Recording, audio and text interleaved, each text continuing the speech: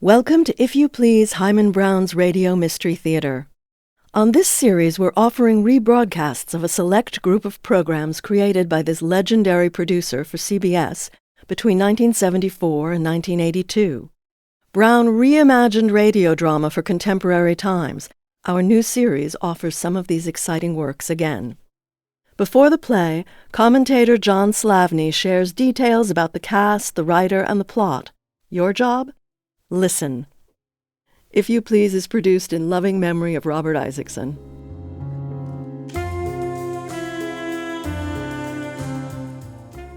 Hi everyone, I'm John Slavny, returning to introduce the third episode of the CBS Radio Mystery Theater, recorded in mid-November 1973, a hard-hitting supernatural tale entitled The Bullet.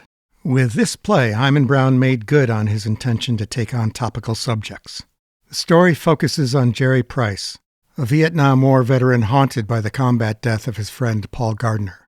9 years earlier, Paul had volunteered to take Jerry's place on patrol, and then and there he took the bullet meant for Jerry. Or so Paul's ghost now claims.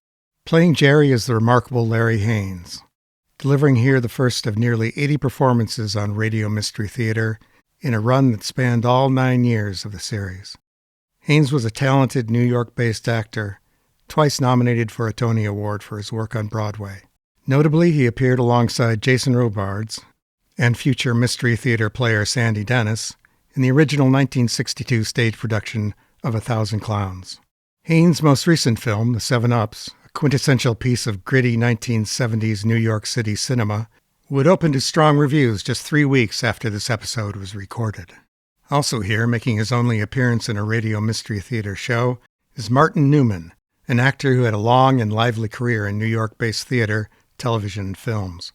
In this episode, he plays Paul's ghost with an unsettling air of fondness for his old friend. But his ghost is also determined to restore the cosmic balance and claim what he's owed, a claim that includes Jerry's wife. The Bullet had a large cast, including Evie Juster and Ralph Bell, here making their Mystery Theater debuts. These two skilled actors would become favorites of both fans and of director Himan Brown. The script is the work of Sam Dan, the first of more than 400 episodes he would write for the Radio Mystery Theater, and one of his best. When not scripting for the series, Dan taught dramatic writing as an adjunct professor at NYU's Tisch School of the Arts. Now, I invite you to settle in, or take a leisurely stroll somewhere not too dark, and enjoy this quietly effective thriller, with its cast of talented actors at the top of their game. The Bullet was first broadcast on Tuesday, January 8th, 1974. The CBS Radio Mystery Theater presents...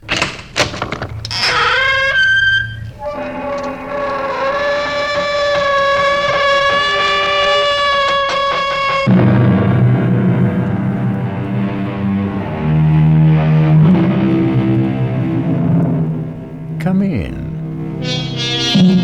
Welcome. I'm E.G. Marshall. Welcome to the sound of suspense, to the fear you can hear. For the next 52 minutes, I shall be your guide on a journey over a strange terrain. Some people find their names printed in the most unusual places. Let me tell you about a man who is convinced that his was written on a bullet. Paul, give the password. It's me, Jerry. It's me. Don't shoot. Paul? Yes, Jerry, it's Paul. Paul?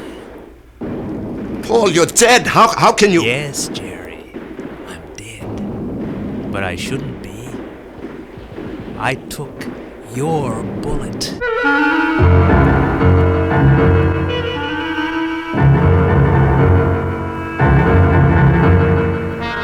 Our mystery drama, The Bullet, was written especially for the CBS Radio Mystery Theater by Sam Dan and stars Larry Haines. Act 1.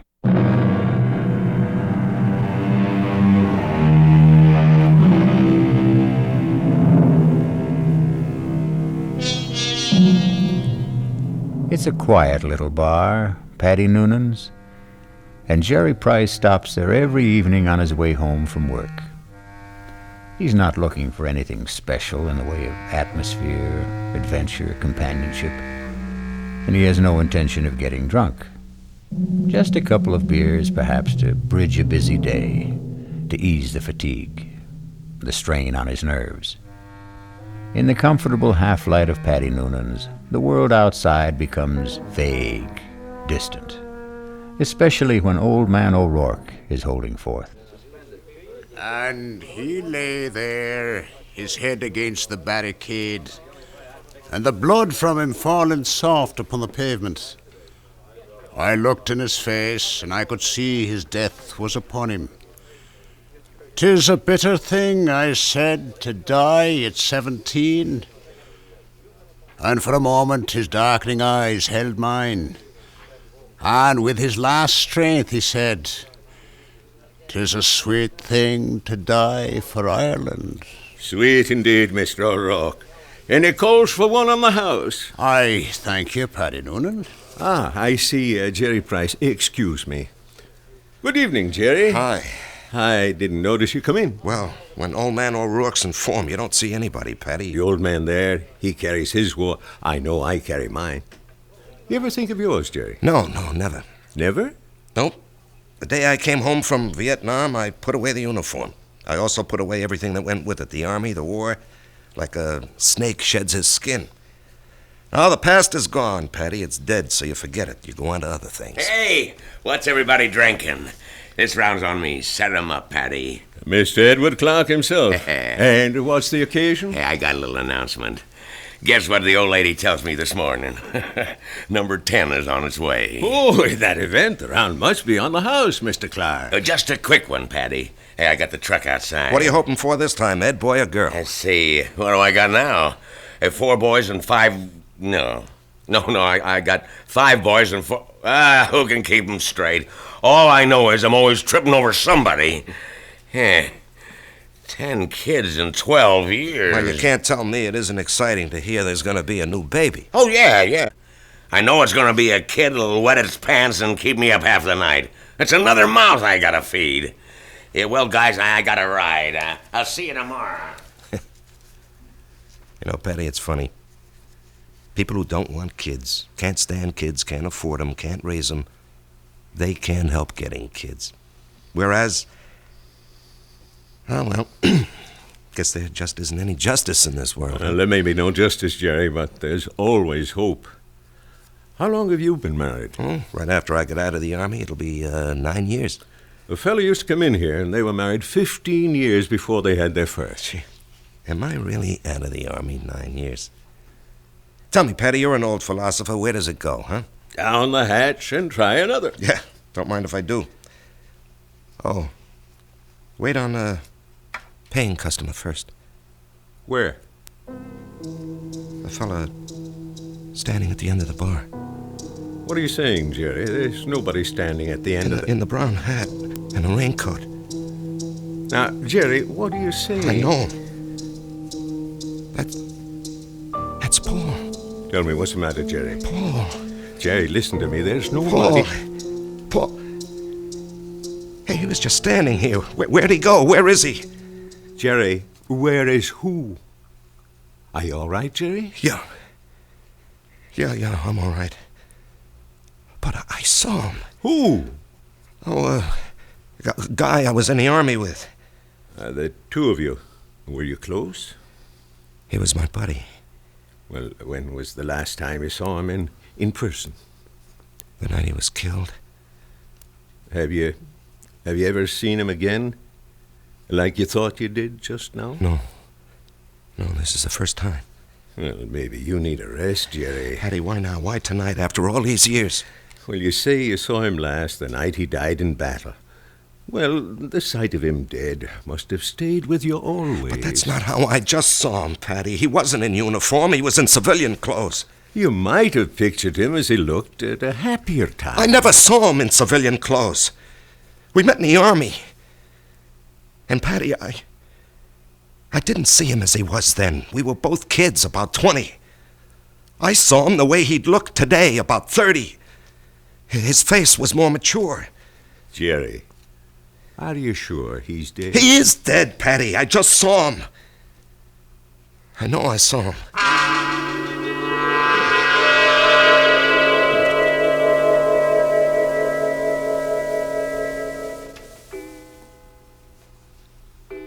Jerry, it's after midnight. Oh, I'm not finished, honey. I have to clean up these reports, Marge. Honey, a new rule has just been passed in this house.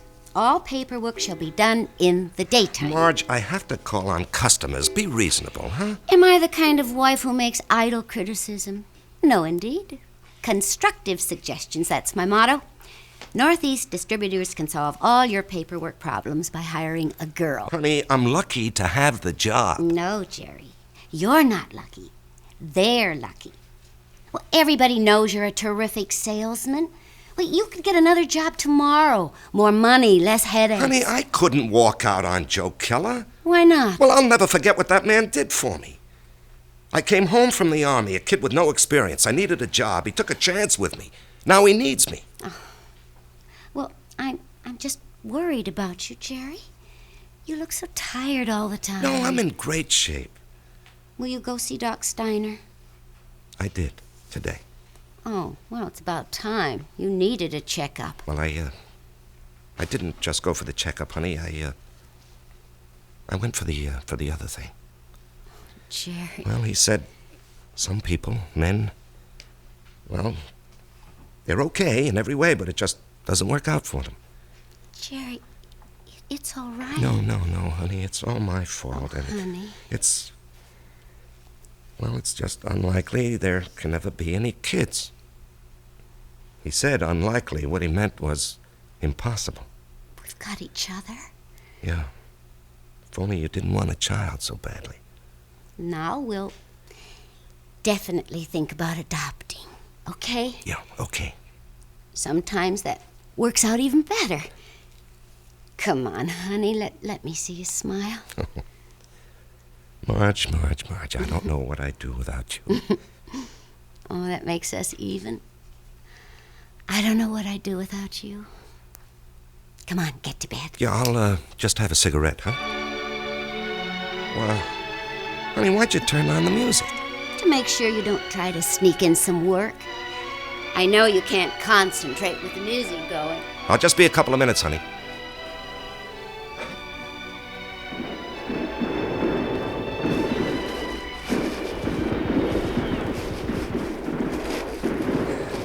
Halt! Let's hear that password. Paul, is that you? Jerry! Hey, climb down the hole, make yourself at home. Man, I'm so beat I can't even remember the password. That's all right. I don't even know what it is. Got a cigarette? What'd they want back at the CP, Jerry? A patrol. You going? Yep. But you went out yesterday. Well, maybe I better write to my congressman, huh? I don't have any more cigarettes. Here, finish this one. Paul, I don't know if I can go out again. We're being relieved tomorrow. We were promised a rest. I just don't know if I can go out again. But you ain't going out, Jerry. Didn't you hear? I'm going. Oh, no.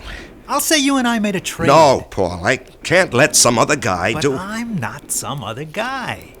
I'm your buddy. What's the matter, Jerry? You never did it for me?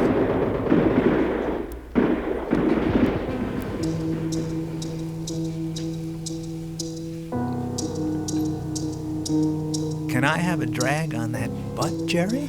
Paul, you're alive. I'm alive, Jerry. I'm here with you. In your living room. No, you can't be here. I went out afterward. I found your body. I carried it back. Maybe it wasn't you. It was me. But you were dead. You were killed. Yes, Jerry. I was killed. Jerry, will you turn that radio off and come to bed? Marge, he's here. Who's here? Can't you see him? Jerry, I don't see anyone. Paul, why can't she see you? She will. They all will. When? Later. I have to go now, Jerry. No, Paul. Paul, tell her. Jerry. She'll think I'm crazy, Paul. Paul. He's gone, Marge. He's gone. Jerry, Honey, what's going on here? Marge, he was here. He was right here. Now, you got to believe that. I'm not drunk, and I'm not crazy. I believe you. I believe you, Jerry. Now, here, just sit down. Don't do anything. Don't say anything.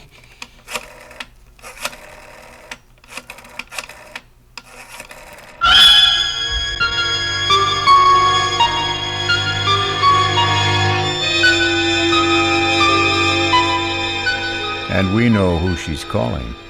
But can a doctor help what ails Jerry? In a moment, we'll return to Jerry and Marge and Paul when we listen to Act 2. Like what you're hearing so far? Are you curious about the history behind radio programs just like this one and the dramatic genius who created them? In the 9-part award-winning documentary Audio Maverick, we explore the golden age of radio through the life of Himan Brown. You'll hear the history of radio come to life as we travel from the birth of audio drama to the programs that brought millions of families into their living rooms every night. Audio Maverick is available anywhere you get your podcasts.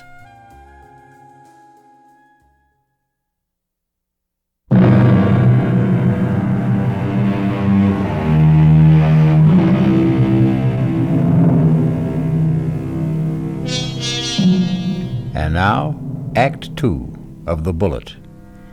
Let us trace the path of the bullet. We have a worried Marge, a concerned Dr. Steiner, and a distracted Jerry. Tell me about this man, Paul, you called him Jerry. I said we were buddies, Doctor. That tells it all. Jerry, please don't be so hostile. Dr. Steiner's only trying to help. You were buddies. You came back alive and he didn't. Yo. There's an extensive medical literature on the subject. Oh, I'm sure there is. Jerry? I'm not being hostile, Marge. I know I saw him.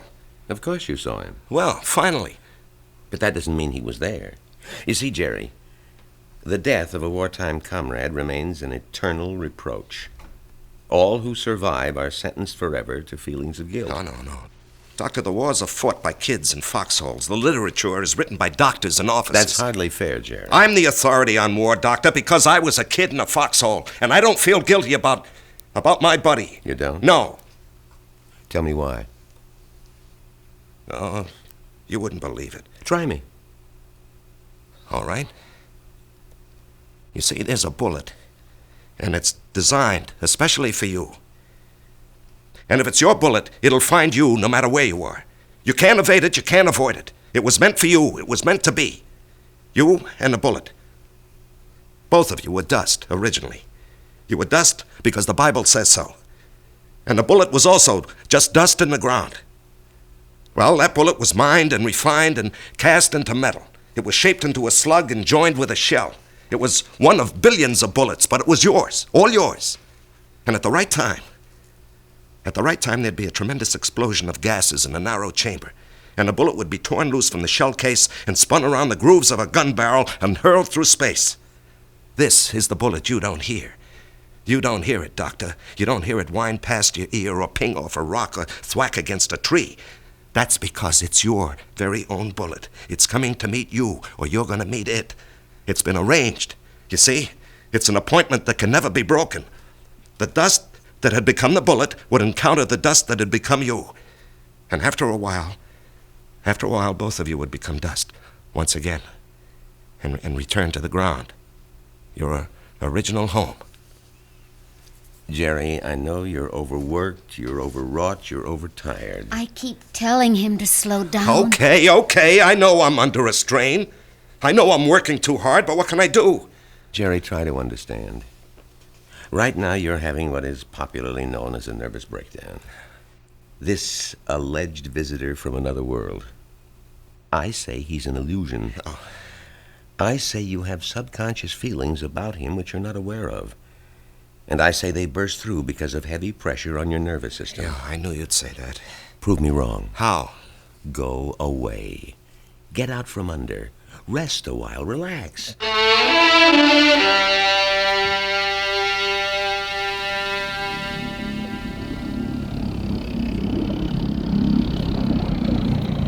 Oh, honey, this looks like a good spot. You want to stop here and try for some fish? Well, Marge, I think I'd like to go back and play 9 holes this afternoon. Great. I need more practice with my irons. Honey, you know, you've been getting a lot of sun. Maybe you better take it easy for a few hours, huh? And besides, you have an appointment with, what's that name? Biscayne Appliances. See, Jerry, I wasn't sleeping when you called that number this morning. Now, Marge, I've been good all month. I was just getting restless, that's all. Look, they're a big chain down here. If I can open them up, I'll justify the trip. Justify? To whom? Why do you have to justify anything? Isn't your health important enough? Honey, Joe Keller was very nice about it. Joe Keller had no choice. Marge. Honey, Steiner was right. I was beat. I don't know how I managed to drag myself along.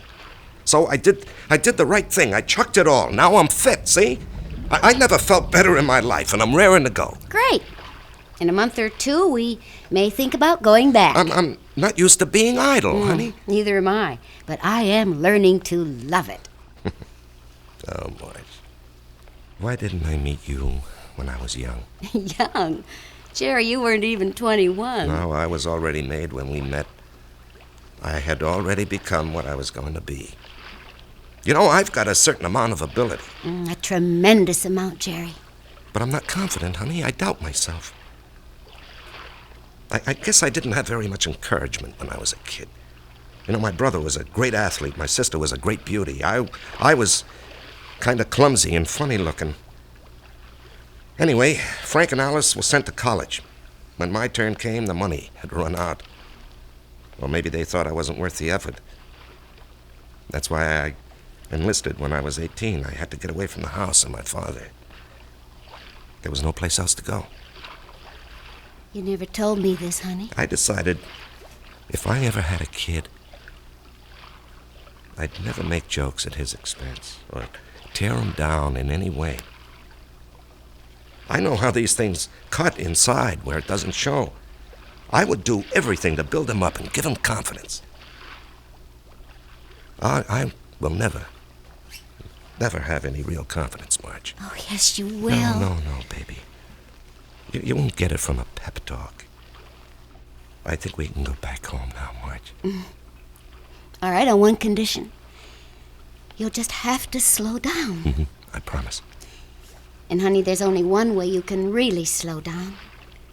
And that's to get a partnership from Joe Keller. Now, Marge. Don't you deserve it? Of course I do. Well, we're going to adopt a child, which means I'll quit my job, and you're not going to spend time on the road. That kid'll need both of us, won't he? Yeah. Yes, honey, he will. Then we need that partnership, don't we?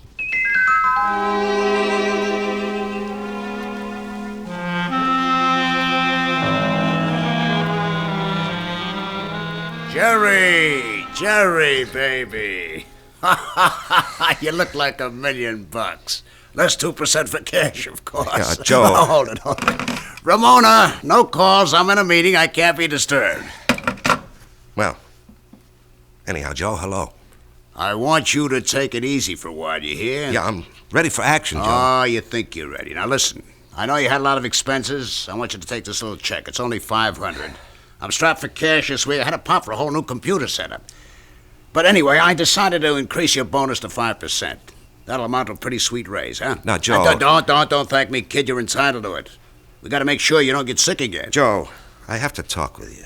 Well, sure, kid. What about? Well, it's, personal and important. Well, let me buy you lunch.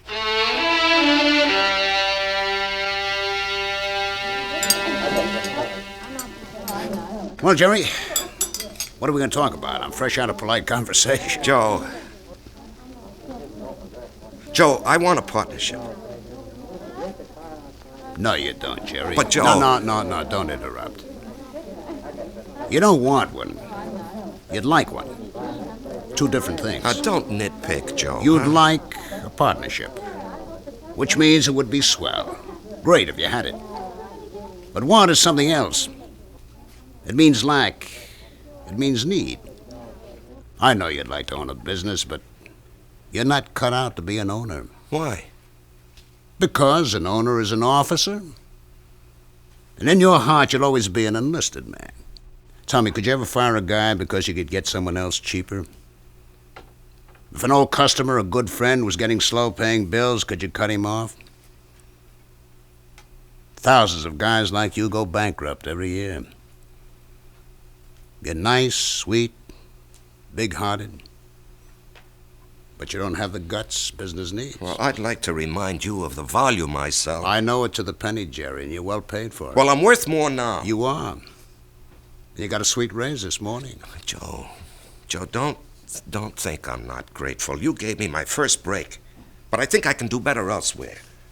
Where? Anywhere. Consolidated, Freeman and Singer. Should I go down the list? Oh, they'd love to have you, Jerry. What'll they pay? They handle the nationally advertised brands. What'll you be, their glorified order taker? They don't need your full selling ability, so they don't have to pay you full price for it.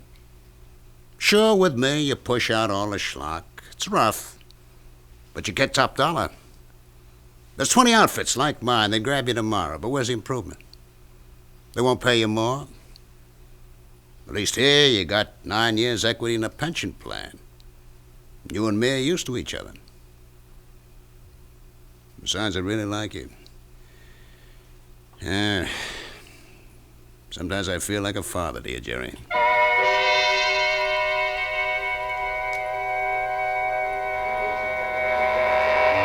It was a fiasco, Paddy, a fiasco. And how do I break it to Marge? Oh, what's it all about, Jerry? Well, at least I don't have to put up with Ed Clark tonight. I think I'd punch him right in the mouth. We'll be deprived of his wonderful company the next 2 weeks. He's tooling that trailer into the southwest. Hello, Jerry. What? Paddy, is someone standing behind me? No, Jerry. Paul, will you tell me why? I'll tell you everything, Jerry. When? Soon. I think maybe tonight. Paul, why do you keep popping in like this? I don't know, buddy. I can't control that. Yeah, but Paul. Paddy, don't you see anyone? No, Jerry. And you didn't hear anyone talking to me either. No. Paddy, do you think I'm crazy? Well, maybe you should see a doctor. I saw a doctor. Well, how about one of them psychiatrist fellas? I never even told my wife. I did see a psychiatrist. But after a while, I figured, why pay him $50 an hour when I can come in here and talk to you for nothing? Well, there must be more to them fellas than that. Oh, sure. He said that the roots of my problem go back to my unhappy childhood. But, Paddy, I have a brother, Frank, who feels terribly insecure. He goes to a psychiatrist, too. Why? He had a happy childhood. Well, put it this way. If you see someone, and I don't, the flaw can be in me and not in you. Drink? No. I better go home and face the music.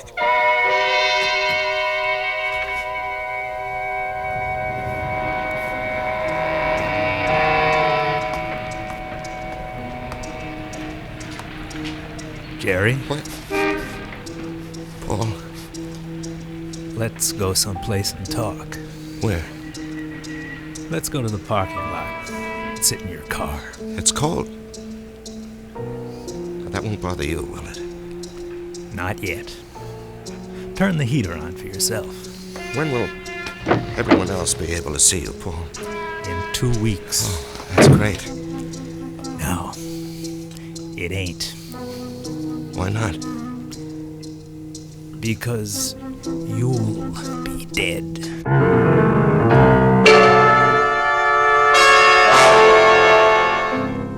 Because you'll be dead. Cold words from a warm friend. The chill inside the car becomes intense, but Jerry knows there's no point in turning on the heater. We'll rejoin these two friends when I return shortly with Act 3. Like what you're hearing so far? Are you curious about the history behind radio programs just like this one and the dramatic genius who created them? In the 9-part award-winning documentary Audio Maverick, we explore the golden age of radio through the life of Himan Brown. You'll hear the history of radio come to life as we travel from the birth of audio drama to the programs that brought millions of families into their living rooms every night. Audio Maverick is available anywhere you get your podcasts.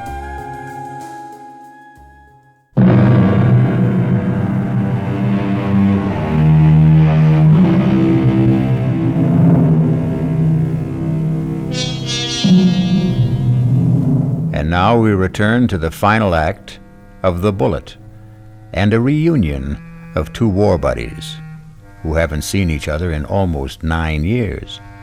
Jerry Price, who is alive, and Paul Gardner, who is dead. The heater in this car doesn't do much good. You're shivering. Why am I going to be dead, Paul? Remember the night I went out on the patrol? Yeah, I'll remember that night as long as I live. I completed my job. I was headed back. And then I felt something smash against my head. And I knew. I just met the bullet. You know, the bullet we used to talk about? I bet you don't remember. No, I remember. I felt it slam into me. And then I didn't know anything anymore. Yeah, well, when the guys told me, I went out to get you, Paul. Yeah, I might have known you would. 1 minute, I was moving through a rice paddy. And the next minute, I'm sitting in an office. And I knew a lot of time had gone by. Don't ask me how. I knew, that's all. A man was talking to me. What kind of man? You know the type that's a clerk in the government or a big corporation, fussy, self-important. Everything's got to be in the right place. He doesn't even look at me. He's got a piece of paper. He says, "Paul Gardner, you're going back. You should not have died that night. The computation was for you to survive. The plan was for you to marry a girl named Marjorie Stone." I married Marjorie Stone. Yeah, I told the guy, I want no part of it. And he gives me a look, this clerk does, like he couldn't care less about me or you or anybody else. And he says, "Come with me." He leads me to a door. It opens. And all I can hear is a hum and a clicking. And all I can see is a computer. I mean, there's no end to the thing. That's all you can see is computer. And he says, "There it is, friend. City Hall. Go fight it." By this time, I'm shaking. That machine scared the pants off me. You couldn't see the top nor the bottom of it. There was no end to it, just a machine wherever the eye could see. Well, then what happened? This clerk, he tells me there's a plan. A capital P plan.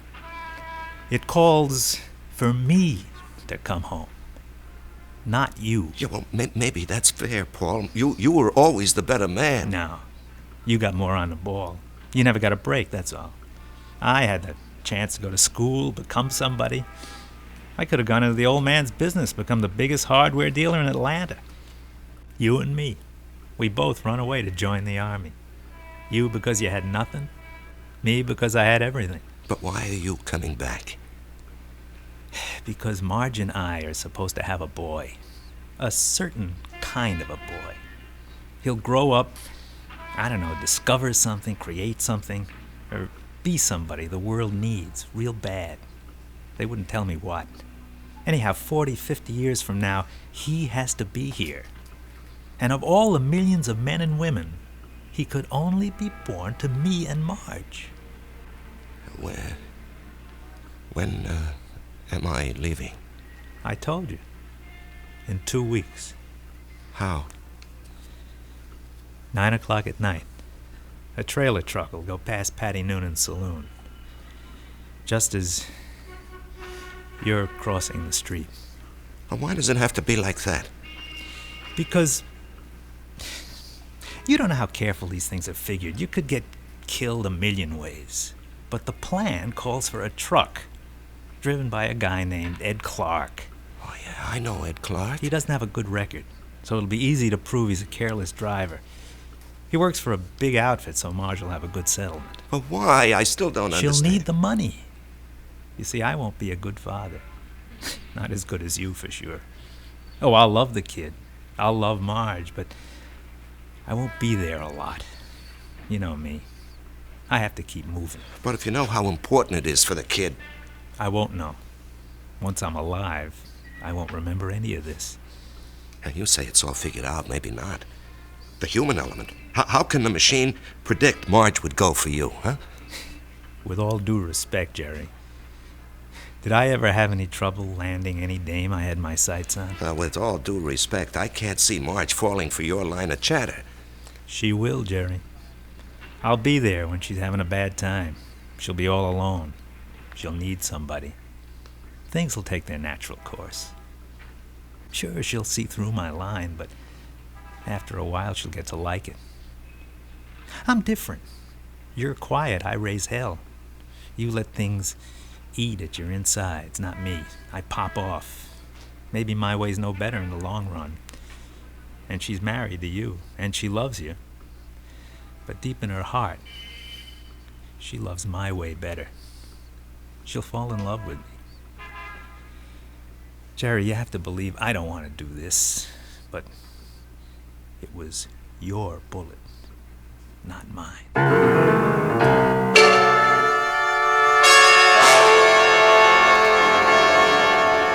Jerry? What are you thinking about? Oh, a guy downstate wants to cancel a carload of refrigerators, so I'm figuring an approach. Didn't we agree no more work at home? Yeah, well, honey, this is just thinking.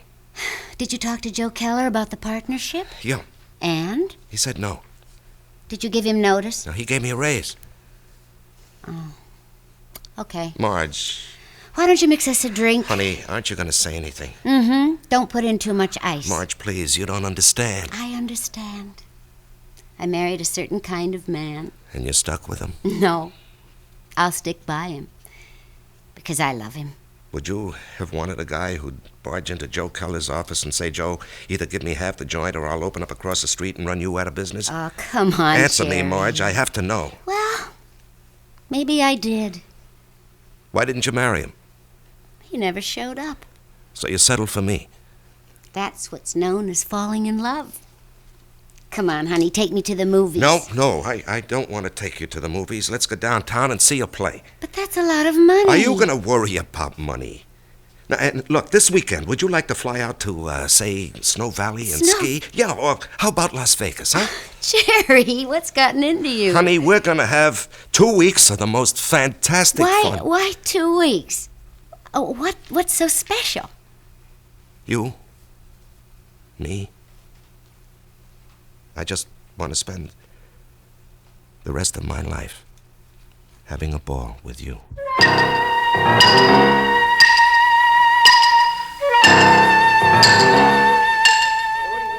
Well, hello, stranger. Hi, Paddy. Haven't seen you. Why, it must be weeks. Where have you been? Oh, giving Marge a good time. Well, I must say, it's done wonders for you. You look so calm. Do I? Do you ever see the little guy who wasn't there? No. Well, that's good. Let's drink to it. Jerry, if I'm not being forward, what did he want from you? You wouldn't believe it, Paddy. Do you believe it? Well, I just dropped in to say hello, Paddy, and goodbye. Jerry. Yeah? Something's the matter with you. Well, I understand Ed Clark is due back here tonight. I don't want to run into him. I just don't want to talk to him. Well, if that's how you feel, I'll bar him from the joint. Now, Jerry, something's wrong with you. No, nothing, Paddy. Now, look, I'm an old soldier, Jerry. I can tell. No, it's really nothing. Really, is it? No, Jerry, you got a look on your face. What kind of look? I've seen it before in the war. I've seen it on men who go out on the impossible mission. The look of men who know they're not coming back. The resigned look. What are you resigned to, Jerry? You have a vivid imagination. I have an imagination. Jerry, whatever it is, don't be resigned to it. Fight it. You can't fight City Hall. I knew it. You're in a fight, Jerry. Well, you can fight anybody. You're an ex-combat soldier, and you weren't afraid of anything when you were out there. You faced up to death, hunger, despair. What happened to you, Jerry? Where did you lose it? Face up to it now. Whoever he is, spit in his eye. Paddy, I can't do anything. Jerry, I'm going to throw you out of here for your own good. Now leave town. Go far away for a while. Fight it, Jerry, fight it. Paddy, wherever I go. Listen to old Paddy. Just take off. Don't you see there's a plan? Who cares? Put up a fight. Why are you so upset, Paddy, huh? I don't know. But listen to me. Fight now. Now get out of here.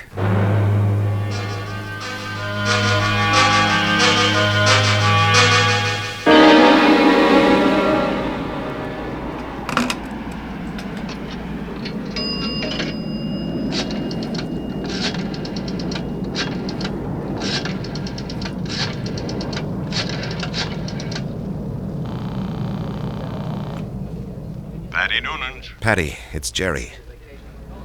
I decided to fight it. Good boy, Jerry. You know, Paddy, there's something about your place. I don't know how to say it, but I feel stronger, better, away from it. Well, I don't mind. So I'm gonna fight. What have I got to lose, huh? Why should I do what he tells me? Why should I believe him? I don't know what it is, but I agree. I'll see you around, Paddy. Universal Airlines, flight number 3 for Los Angeles and Mexico City, now boarding at gate 17. Who you calling, Jerry? Marge, I have to tell her. Paul. Jerry, don't do it this way. There'll be 100 other people on that plane. Do it the way it has to be done. Paul, I have to fight you. Why? Because it isn't fair. Was it fair for me to stop your bullet? Come on, Jerry. Ed Clark will be tooling by Paddy's in less than an hour. Paul, I don't know if I have the nerve. I'll help you, buddy. I'll help you. Come on. Hello? Hello?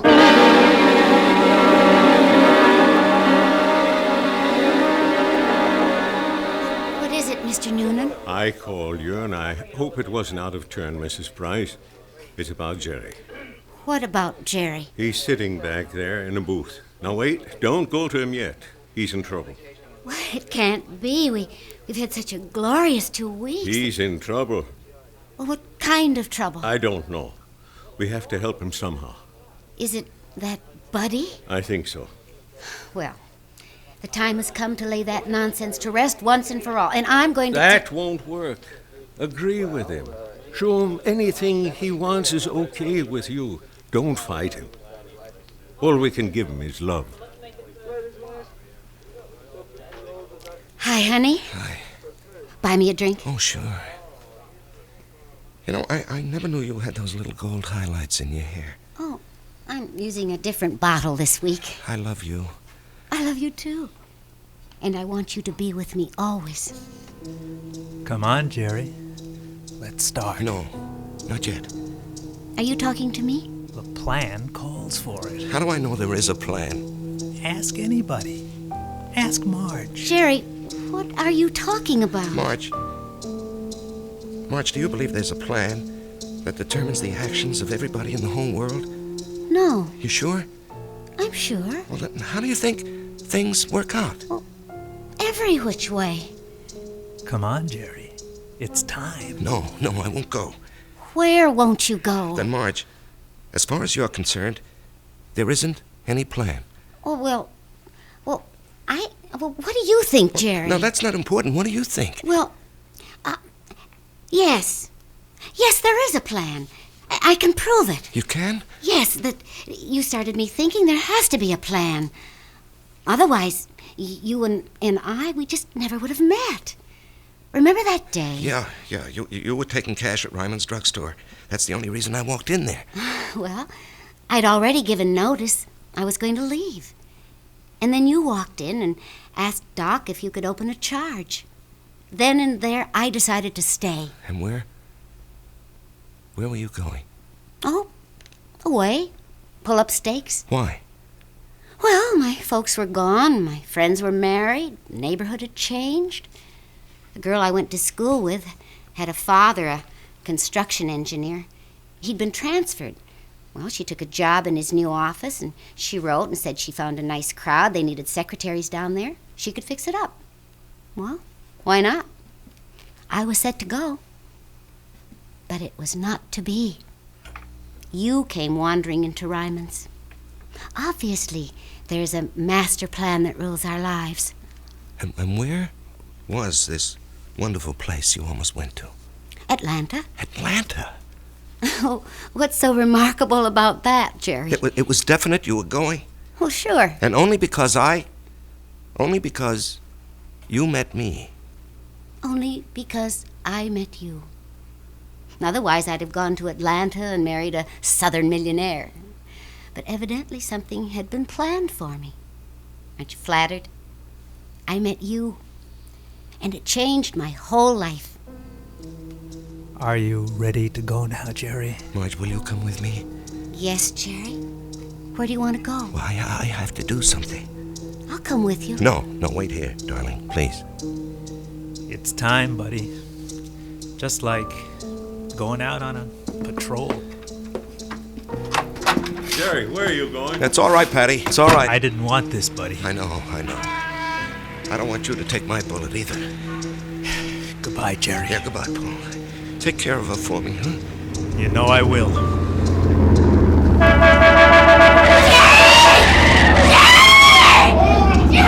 Jerry! Hey, call the police! Get an ambulance! Oh, Jerry! Barry! He's dead! Here, miss. Here, you're cold. Let me throw this coat over you. She's gonna faint. It's all right. I've got her. We'll bring her into that bar where it's warm. Give her a little stimulant. It's all right. Everything will be all right. Everything will be... It'll be all right.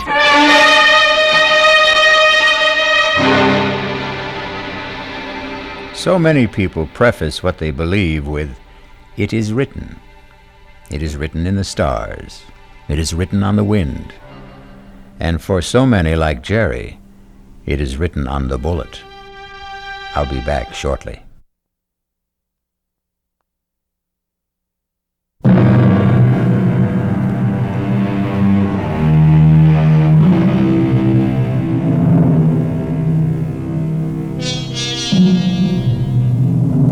I remember an old soldier once told me he wasn't worried about the bullet that had his name on it. What really bothered him was the bullet marked, "To whom it may concern." Our concern is mystery, excitement, suspense, thrills and chills. Our cast included Larry Haynes, E.V. Juster, Martin Newman, Ralph Bell, Leon Janney, and Danny Acco. The entire production was under the direction of Himan Brown. This is E.G. Marshall inviting you to return to our Mystery Theater for another adventure in the macabre. Until next time, pleasant dreams.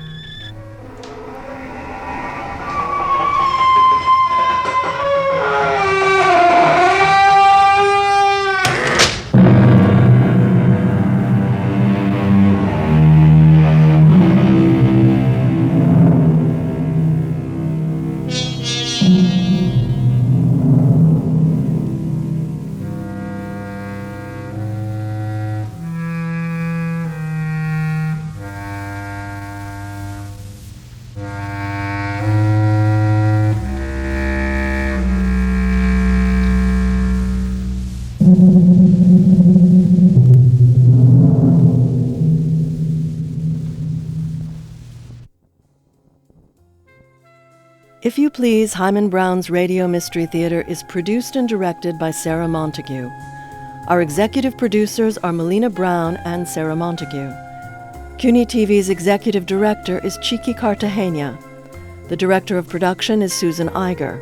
The associate producer is Corinne Wallace, and our audio production intern is Sophia Cedeno. Margot Avery is the voice of the series' introduction and credits. The program commentaries are by John Slavny. Our technical team at CUNYTV includes senior audio engineer Richard Kim and broadcast audio engineers Jackie Mitchell and Kevin Wolfe.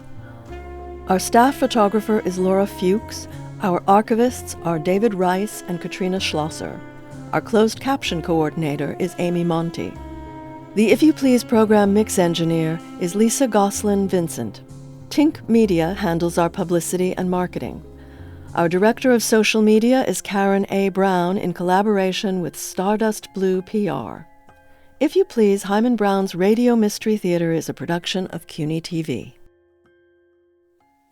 If you enjoyed the show and are curious about the history of these radio programs, listen to Audio Maverick. In this award-winning 9-part documentary, we explore the golden age of radio through the life of dramatic genius Himan Brown, and then explore the work of contemporary audio dramatists who are part of his legacy. Audio Maverick is available anywhere you get your podcasts.